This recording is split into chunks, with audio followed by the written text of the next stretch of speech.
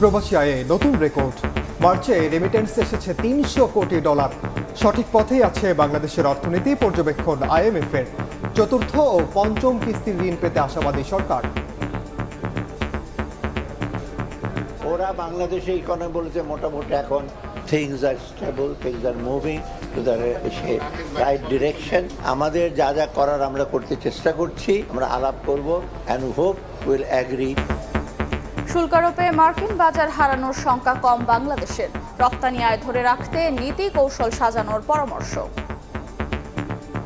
চায়নার রপ্তানিটা কমলে একটা গ্যাপ তৈরি হবে, সেই জায়গাটাতে একটা সম্ভাবনা আমাদের তৈরি হবে। ভারত বা পাকিস্তান যদি ধরি, তারা কিন্তু আবার 10%-এর মতো আমাদের থেকে কম শুল্ক দিয়ে ঢুকবে। দেখছিলেন প্রধান শিরোনাম। দুপুরের সময় সঙ্গে আছি আমি ওমর ইনান এবং আমি আফরোজা মৌটুসী। এবার অন্যান্য শীর্ষ সংবাদ।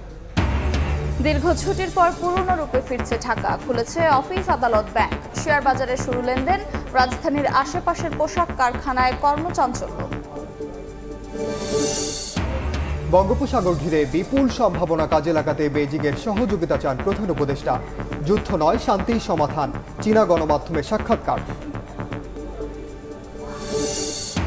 আওয়ামীপন্থী প্রায় 100 আইনজীবীর আত্মসমর্পণ করে জামিন আবেদন।